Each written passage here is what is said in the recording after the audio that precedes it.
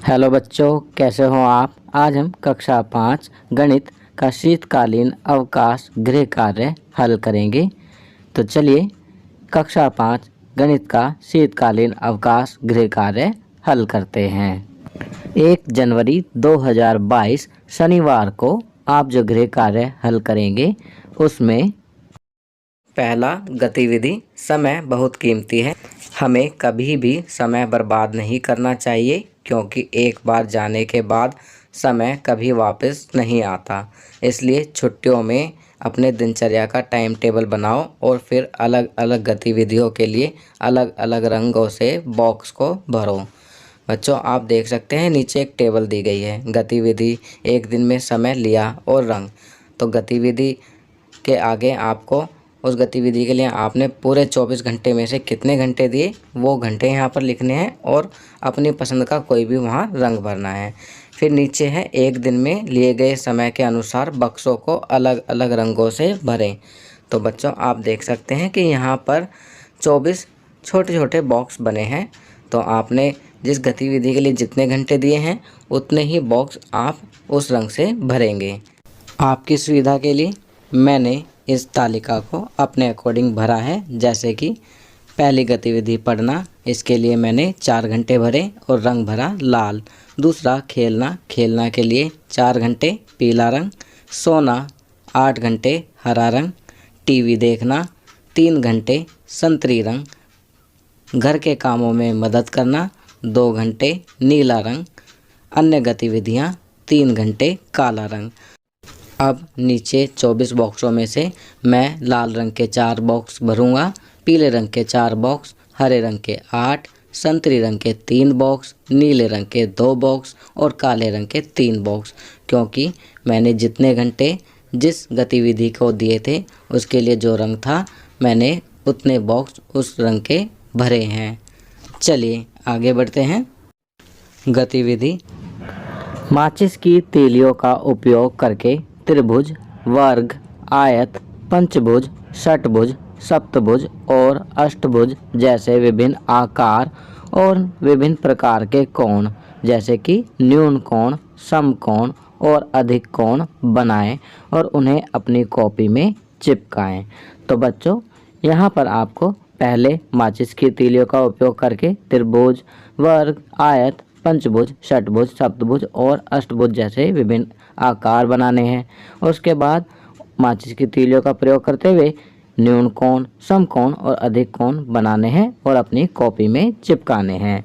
आपकी सुविधा के लिए मैंने यहाँ पर पहले माचिस की तीलियों का प्रयोग करते हुए निम्न आकृतियाँ बनाई हैं और उनका चित्र लगा दिया है, जिन्हें देखकर आप ये सभी आकृतियाँ बनाकर अपनी कॉपी में चिपका सकते हैं। दूसरा, यहाँ पर आपको माचिस की तीलियों का प्रयोग करते हुए न्यून कोण, समकोण और अधिक कोण बनाने हैं। आपकी सुविधा के लिए मैंने यहाँ पर चित्र लगा दिया है, जिसकी सहायता से आप अपनी कॉपी में न्यून कोण, समकोण और अधिक कोण का चित्र बनाकर उन पर माचिस की तीलियाँ चिपका सकते हैं। चलिए आगे बढ़ते हैं।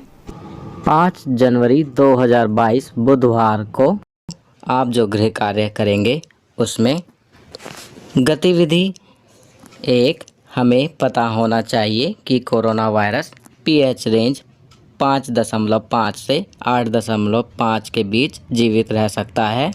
तो कोरोना वायरस से लड़ने के लिए हमें ऐसे भोजन का सेवन करना चाहिए जो प्रकृति में पीएच 8.5 से अधिक क्षारीय या 5.5 से कम अम्लीय हो। ग्राफ का अध्ययन करें और निम्नलिखित प्रश्नों के उत्तर दें। बच्चों, आप देख सकते हैं कि आपकी गृह कार्य की वर्कशीट में ग्राफ दिया हुआ है, जिसमें एक तरफ पीएच रेंज और नीचे की तरफ खाद्य पदार्थ दिए गए हैं। इस ग्राफ का जो नाम दिया गया है कुछ खाद्य पदार्थों में पीएच की मात्रा। चलिए अब इसे ध्यान से देखने के बाद पूछे गए प्रश्नों के उत्तर लिखते हैं। पहला, इस ग्राफ का शीर्षक क्या है? तो इसका उत्तर लिखेंगे कुछ खाद्य पदार्थों में पीएच की मात्रा। दूसरा प्रश्न है, वाई अक्ष पर उपयोग हुआ पैमाना क्या है? तो यहाँ पर हम हॉरिजेंटल जो लाइन होती है उसे एक्स एक्सिस मानते हैं, एक्स अक्ष मानते हैं, और जो वर्टिकल लाइन होती है, सीधी रेखा होती है, उसे हम वाई अक्ष या वाई एक्सिस मानते हैं। तो वाई अक्ष का उपयोग हुआ पैमाना क्या है, यहाँ पर हम लिखेंगे पीएच रेंज। तीसरा प्रश्न है, किस भोजन का पीएच मान सबसे अधिक है, तो यहाँ लिखेंगे लहसुन। चौथा, किस भोजन का पीएच मान सबसे कम है, तो यहाँ लिखेंगे नींबू। आप देख सकते हैं नींबू का पीएच मान 2 है। पांचवा, उस पदार्थ का नाम बताएं जिससे आप बचना पसंद करोगे। तो बच्चों, जैसा कि ऊपर लिखा है 5.5 से 8.5 के बीच कोरोना वायरस जीवित रहता है। तो हमें 5.5 और 8.5 के बीच के पीएच मान वाले खाद्य पदार्थ से बचना चाहिए। आप देख सकते हैं ग्राफ में केवल फलियां ही ऐसा खाद्य पदार्थ है जिसका पीएच मान इसके बीच में आता है, जो कि 6.5 है। तो यहाँ हम लिखेंगे फलियां। फलियां ऐसा खाद्य पदार्थ है जिससे हम बचना पसंद करेंगे। चलिए आगे बढ़ते हैं। गतिविधि 2, बच्चों की उम्र जानने के लिए निम्नलिखित वर्णन पढ़ें। नीचे बच्चों की उम्र लिखें। तो यहाँ पर कुछ वर्णन दिया गया है, हमें उस वर्णन को पढ़ना है और नीचे बच्चों की उम्र लिखनी है। पहला पढ़ते हैं, कैली पीट से 3 साल बड़ी है। जैक और एस्ले उम्र में समान हैं। मैक्स कैली से 2 साल बड़ा है। पीट 9 साल का है। एस्ले मैक्स से 3 साल छोटी है और मैडी से 2 साल बड़ी है। तो यहाँ पर हमें सबसे पहले किसकी आयु पता चलती है? करेक्ट, आपने सही कहा। हमें पीट की एज मालूम चलती है। पीट की आयु है 9 साल। तो पीट की एज कितनी लिखेंगे? 9 वर्ष, 9 साल। चलिए अब इस वर्णन को फिर से पढ़ते हैं। पीट की एज हमें मालूम हो गई 9 साल है। कैली पीट से 3 साल बड़ी है। तो कैली कहाँ पर है? कैली की एज हम लिखेंगे 9 + 3 = बराबर हो जाएगी 12। तो कैली कितने साल की है? 12 साल की। फिर पढ़ेंगे, जैक और एस्ले उम्र में समान हैं। तो हमें जैक और एस्ले की उम्र नहीं पता चली है। चलिए इसे छोड़कर आगे बढ़ते हैं। मैक्स कैली से 2 साल बड़ा है। अब मैक्स की एज कितनी है? वह कैली से 2 साल बड़ा है। और कैली की एज कितनी निकाली थी हमने? 12 साल। तो 12 + 2, तो मैक्स की एज हो जाएगी 14 साल। आगे पढ़ेंगे, एस्ले मैक्स से 3 साल छोटी है। एस्ले की एज कितनी है? मैक्स से 3 साल छोटी। तो 14 - 3, तो एस्ले की एज हुई 11 साल। और मैडी से 2 साल बड़ी है। जब एस्ले की 11 है और वो मैडी से 2 साल बड़ी है, तो मैडी की एज कितनी होगी? 11 - 2, तो मैडी की एज आ जाएगी 9 साल। अब बचा जैक। जैक और एस्ले उम्र में समान है, तो जैक की उम्र भी हो जाएगी 11 साल। तो सबसे पहले हमने पीट की एज ज्ञात की 9 साल, कैली की 12 साल, मैक्स की 14 साल, एस्ले 11 साल, मैडी 9 साल और जैक 6 साल। चलिए आगे बढ़ते हैं। 10 जनवरी 2022 सोमवार को आप जो गृह कार्य करेंगे उसमें गतिविधि 1, अक्सर कहा जाता है अगर धन खो जाता है तो कुछ भी नहीं खोता है, लेकिन अगर स्वास्थ्य खो जाता है तो सब खो जाता है। फिट रहने के लिए हमारे पास स्वस्थ भोजन होना चाहिए। इन्हें अपने दैनिक आहार का हिस्सा बनाएं। निम्न तालिका में वह सब लिखें जो आप 1 हफ्ते में खाएंगे। तो बच्चों, यहाँ पर एक तालिका दी गई है। आपको इस तालिका में अपने सुबह का नाश्ता, दोपहर का भोजन और रात्रि का भोजन लिखना है जो आप पूरे हफ्ते में खाएंगे। जैसे दिन सोमवार, नाश्ता गोभी का पराठा, लंच दाल रोटी दही, डिनर सब्जी रोटी। इसी प्रकार मंगलवार, नाश्ता चीला, लंच सब्जी रोटी दही, डिनर दाल चावल। आपकी सुविधा के लिए मैंने इस तालिका को अपने अनुसार भरा है। आप इस तालिका को अपने अनुसार भरेंगे कि आप पूरे एक हफ्ते में नाश्ता, लंच और डिनर में क्या क्या खाएंगे। जो भी चीज़ें आप अपने सुबह के नाश्ता, दोपहर के भोजन और रात्रि के भोजन में खाएंगे, वह दिन के हिसाब से यहाँ पर लिखकर इस तालिका को पूरी करेंगे। चलिए आगे बढ़ते हैं। गतिविधि 2, तालिका में नीचे दिए गए नोटों की लंबाई और चौड़ाई का अनुमान लगाएं। उन नोटों को मापें और अपने माप और अनुमान में अंतर खोजें। तो यहाँ पर एक तालिका दी गई है। इस तालिका में कुछ नोट दिए गए हैं, जैसे 10 रुपये का नोट, 50 रुपये का नोट, 100 रुपये का नोट, 200 रुपये का नोट और 500 रुपये का नोट। अब आपको अनुमान लगाना है कि किस नोट की कितनी लंबाई और चौड़ाई होगी। सेंटीमीटर में लिखा जाएगा। फिर आपका माप, आप अपने बड़ों की सहायता से उन नोटों को स्केल की सहायता से मापेंगे और उसकी सही लंबाई और चौड़ाई सेंटीमीटर में यहाँ लिखेंगे। जैसे 10 रुपये का नोट, मेरा अनुमान लंबाई 10 सेंटीमीटर, चौड़ाई 5 सेंटीमीटर। जब उसको मापा गया तो सही लंबाई आई 12.3 सेंटीमीटर और चौड़ाई आई 6.3 सेंटीमीटर। इसी प्रकार 50 रुपये का नोट, मेरा अनुमान लंबाई 12 सेंटीमीटर, चौड़ाई 6 सेंटीमीटर। जब इसको मापा गया तो सही लंबाई आई 13.5 सेंटीमीटर और चौड़ाई 6.6 सेंटीमीटर। आपकी सुविधा के लिए मैंने इस तालिका को पूरा कर दिया है।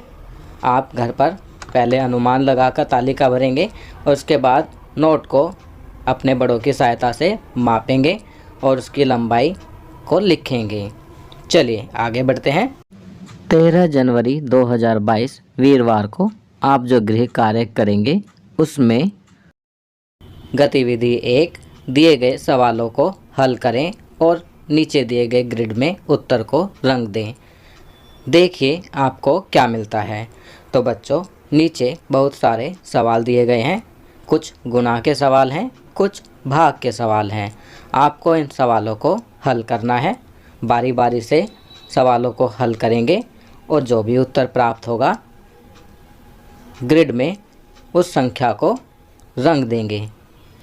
सभी सवालों को हल करने के बाद जब आप सभी उत्तरों को रंग कर देंगे तो आप देखेंगे कि आपको क्या मिलेगा।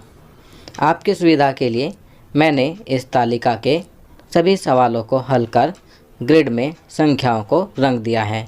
बच्चों, इनको रंगने के बाद आपको केवल 3 संख्याएं नहीं मिलेंगी, जो कि मुझे भी नहीं मिली है। एक 413, 31 और 25। इसलिए परेशान होने की कतई ज़रूरत नहीं है। इतना करने के बाद अब आप आगे बढ़ेंगे। चलिए आगे बढ़ते हैं। गतिविधि 2, 1 से 9 संख्याओं को व्यवस्थित करें ताकि किसी भी सीधी रेखा, ऊर्ध्वाधर, क्षैतिज, विकर्ण में 3 संख्याओं का योग 15 के बराबर हो। मतलब कि यहाँ पर आपको 1 से 9 की संख्या लिखनी है और फिर उन संख्याओं का योग ऐसे जोड़ें तो भी 15 आए, इस तरह से जोड़ें तो भी 15 आए और ऐसे जोड़ें तब भी 15 आए। तो यहाँ पर इन संख्याओं को 1 से 9 के बीच की संख्याओं को व्यवस्थित करना है।